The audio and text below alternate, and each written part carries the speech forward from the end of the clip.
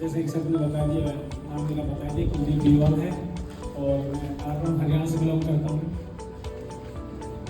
क्या था कि मेरे पास कोई व्यक्ति आया और मेरी फोटोग्राफी की दुकान थी और एक शख्स आया और मेरे साथ में जो मेरा गुरु था जिससे मैंने काम सीखा था, वो उसको इस कंपनी का प्लान दिखा रहा कि ये बंदा, ये लड़का नहीं कर सकता।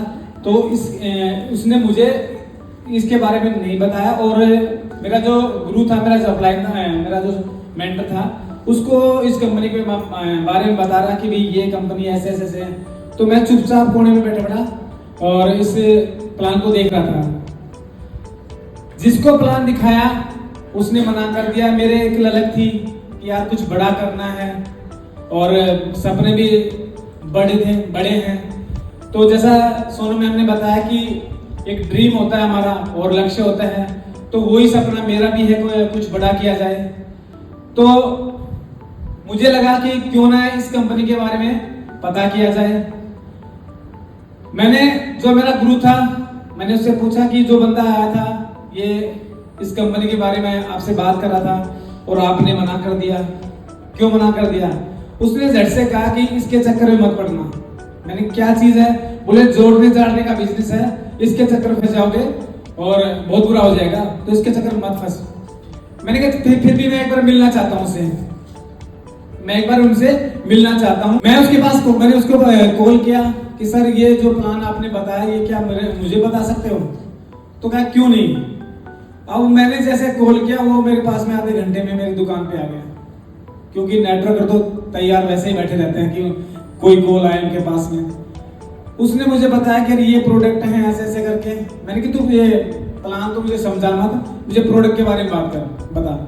तो उसने मुझे प्रोडक्ट के बारे में बताया, तो मैंने कहा चल ठीक है। तो उस समय मैंने 2500 रुपए के प्रोडक्ट लिए और उसमें मैक्सोरेक था, एक रेसिपी किलर थे।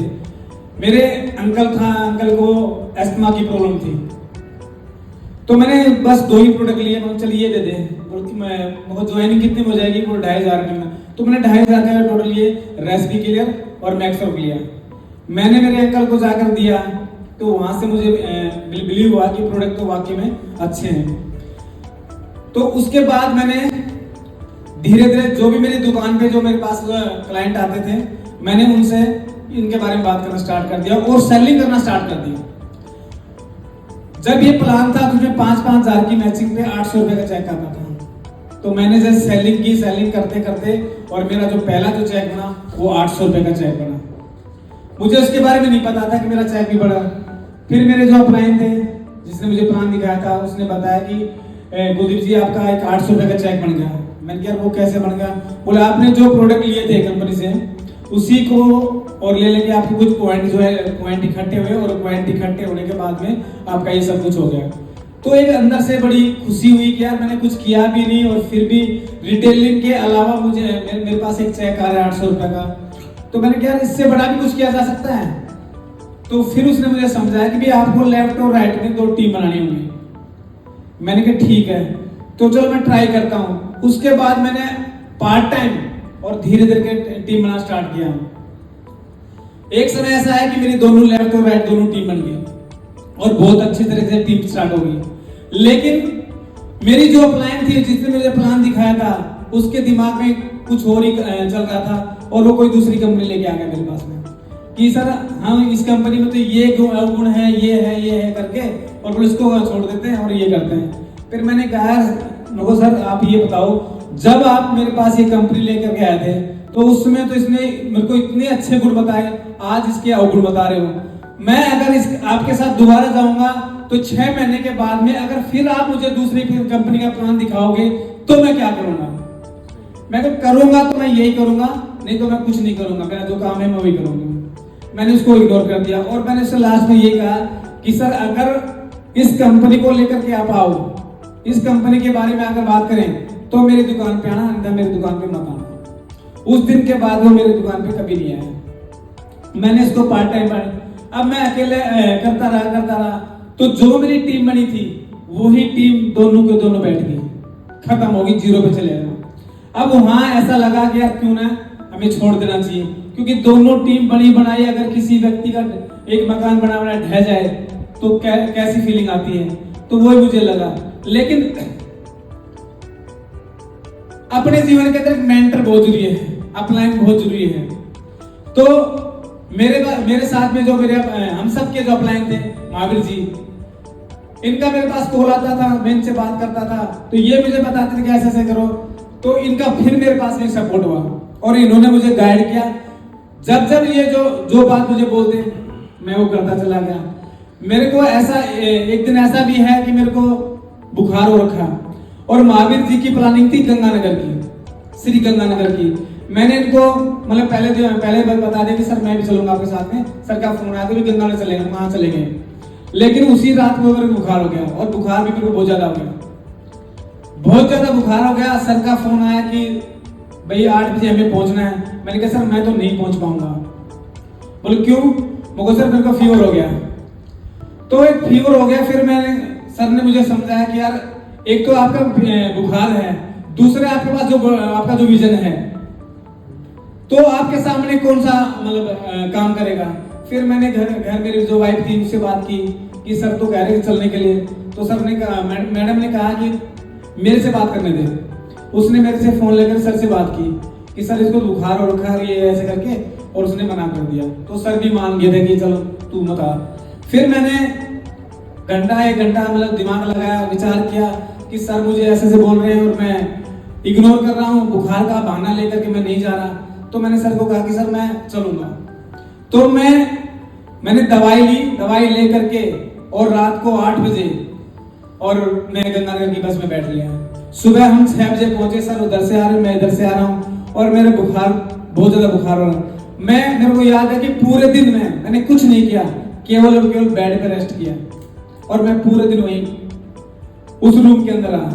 तो एक ऐसी फीलिंग आई कि हाँ यार, जब वहां पे जब मैं गया और देखा कि वहां इतने लोग आ रहे हैं और मैं अंदर से मोटिवेट हुआ। तो ऐसा बहुत बार मेरे जीवन के अंदर हुआ। एक बार मुझे याद है कि मेरे पैर के अंदर जो अंगूठा है उसके अंदर चोट लगी और चोट लगने के बाद मेरी टीम के हैं प्रेमचंद जी, शायद आप लोग जानते होंगे, वो मेडिकल लाइन से हैं। मैंने कहा यार ये हो गया। तो उसने क्या किया, एक सुई लगाई और उसे नाखून उखाड़ दिया, पूरा नाखून उखाड़ दिया। अब नाखून उखाड़ने के बाद में पैर में चप्पल तक नहीं पहनी जा रही। अब वहां फिर एक ललक थी, उसने मुझे पट्टी कर दी। पट्टी करने के बाद में उसी का फोन आया, बोल सर यार उससे मिलना था एक दिन, उस लड़के से, तो आ सकते हो? मैंने क्यों नहीं आ सकता है। मैंने एक पैर में जूता पहना और एक जूता मैंने बाइक में रखा और सीधा चला गया। मतलब मैंने ऐसे ही प्लान किए हैं, बिगर चप्पल के, बिगर जूते के। करते करते फिर बहुत सारी ऐसी कठिनाइयां आई, लेकिन मैं चलता रहा। और जो मेरी वाइफ थी वो मुझे हमेशा ये कहती थी, तू पता नहीं कौन सा धंधा पकड़ लिया, सुबह निकलता है शाम को आता है, सुबह निकलता है शाम को आता है। और शुरुआत में पैसा नहीं आता था तो उनको घर भी चलाना था, लेकिन मुझे मेरा जो विजन था वो मुझे दिखाई दे रहा था। फिर एक मनाली की ट्रिप निकली और मनाली की जब ट्रिप आई तो ट्रिप के अंदर मैंने 2 सीट क्वालिफाई की। 2 सीट क्वालिफाई करने के बाद में मैंने मेरी जो वाइफ है, मैंने को कहा कि मैं तेरे को मनाली लेके चलूंगा। तो वो मेरे से बोल रही थी, कभी तू नार साथ लेके जाता नहीं, तू मनाली कहाँ लेके जाएगा। मैंने कहा अब की बार तो जरूर लेके जाऊंगा तेरे को।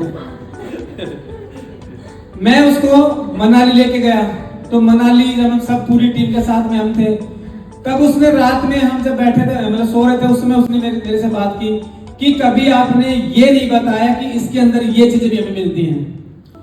और मनाली के टूर के बाद से मेरी वाइफ मेरे साथ में कंधे से कंधा मिला के चलती है और वो बार बार ये कहती है कि तू इसको कर कर कर कर। और जब हम क्रूज पे गए थे, वो ट्रिप था हमारा, तो उस समय और चुनाव का टाइम आ गया। तो मैं तो ट्रिप पे था और पीछे से मेरी वाइफ मतलब लेडीज सीट थी, तो उसने अपना फॉर्म भर दिया, किसी ने भरवा दिया घर वालों के लिए, तू चुनाव लड़, और सरपंची का फॉर्म भरवा दिया। मेरे वहां पे मैं ट्रिप पे घूम रहा हूँ, वहां सरपंची का चुनाव हो रहा है और जैसे तैसे करके मेरे दिमाग में ये थी कि यार मैं चुनाव हार जाऊं, चाहे मैं एक वोट से हार जाऊं, लेकिन मैं चुनाव ना जीतूं। लेकिन किस्मत को कुछ अलग ही मंजूर था और मैं 351 वोटों से फिर विजय हो गया। तो अभी मैं गांव की सरपंची भी देख रहा हूँ और ये भी मतलब प्लानिंग कर रहा हूँ, लेकिन वो बार बार अब वो जब जीतने के बाद में अब वो मुझे ये बोलती है कि तूने फिर भी गलती की, अगर चुनाव ना लड़ता तो सही रहते। तो कई बार मतलब क्या है, जीवन के अंदर बहुत सारी चीजें हमें मिलती रहती और जहां मैं नारनौल और मेरा गांव गैली पड़ता है, गैली के अलावा मैं कहीं नहीं गया। उसके बाद में वीएलसीसी के बाद में मेरी जो ट्रिप थी, मुझे नेशनल ट्रिप का मुझे याद नहीं मैंने कितनी ट्रिप अचीव कर ली। अभी हम मलेशिया गए थे, तो मलेशिया का आपने वीडियो देखा हुआ था, बहुत सारी मतलब फीलिंग आती कि यार हम वहां जा रहे हैं। ऐसे ऐसे धरती पर लोग हैं जो अपने गांव के अंदर पैदा होकर गांव के अंदर चले जाते हैं, मतलब कुछ नहीं कर पाते। तो यहाँ आकर मतलब जो मैंने अचीवमेंट ली वो शायद मेरे जीवन में कभी, अगर मेरे जीवन में वीएलसीसी ना होती तो मैं ऐसी अचीवमेंट कभी नहीं ले पाता। अभी बड़े सपने हैं और भी सपने पूरे करने हैं। अभी जो नेपाल का ट्रिप है वो भी क्वालिफाई करना है। अब ऐसा वक्त है कि मुझे ट्रिप क्वालिफाई नहीं करनी, मेरे को लेफ्ट और राइट में टीम में अचीव करवानी होती है और मेरा जो ट्रिप है वो ऑटोमेटिक हो जाता है। जहां मैं 20-30 हजार रुपए कमाता था, वीएलसीसी ज्वाइन करने के बाद में मेरी जो एक वीक का जो चेक था वो मेरा 1.25 लाख का चेक था, जो मेरा सबसे बड़ा चेक था, वो भी मैंने यहाँ से अचीव किया है। चाहे पहली बार हवाई जहाज में बैठने का सपना हो, क्योंकि मैं कभी भी, मेरे पास 4 व्हीलर भी नहीं था। जब मैं वीएलसीसी में आया था तो मेरे पास में बाइक भी नहीं थी। वीएलसीसी में आने के बाद में मैंने 3 बाइक ली। बाइक के बाद में मैंने, जब कोविड का समय था, जैसे मैडम ने बताया कि कोविड के समय में मैंने ऑनलाइन घर बैठ करके और इस बिजनेस को बड़े मतलब अच्छी तरह से किया था और वहां मेरा ऐसा कोई भी वीक नहीं था जिसमें मेरे को पे आउट नहीं आया हुआ। जहां लोग कोविड के अंदर ये देख रहे थे कि इनकम कैसे की जाए, उसी समय मैंने मेरे घर को और दोबारा से उसकी रिपेयर करके दोबारा घर को बनाया और उसी दौरान मैंने एक 100 गज का प्लाट लिया। जहां मेरे पास बाइक नहीं थी उसी में मैंने एक वैगनर गाड़ी भी ली। आज मेरे पास 4 व्हीलर भी है। तो बहुत सारी अचीवमेंट है। अगर मैं सारी चीजें बताने स्टार्ट कर दूंगा तो शायद ये मीटिंग लंबी हो जाएगी। तो मैं तो यही कहना चाहूंगा, अगर आपके साथ बड़े सपने हैं तो उन सपनों को देखिए। और इसके अंदर जो सबसे बड़ी जो चीज है, मुझे जो लगती है, आप जो कर रहे हो, कंसिस्टेंसी करिए। कंसिस्टेंसी हम क्या करते हैं, हम भूल करते हैं कि कंसिस्टेंसी नहीं करते, बीच में छोड़ देते हैं। महीने करते हैं, 15 दिन करते हैं, बीच में अपलाइन का समस्या आ गई, डाउनलाइन की वो समस्या आ गई, वहीं बैठते हैं, इग्नोर बैठ जाते हैं। ऐसा मत करो, क्योंकि सपने मेरे हैं, सपने अपने खुद के हैं, तो हमें खुद को लड़ना पड़ेगा। तो मैं बस अपने शब्दों को यही मतलब विराम देना चाहूंगा एक शेर के साथ में। सीढ़ियां उन्हें मुबारक जिन्हें छत पे जाना है। सीढ़ियां उन्हें मुबारक जिनको छत पे जाना है। मेरी मंजिल तो आसमान है यारो, रास्ता मुझे खुद बनाना। Thank you.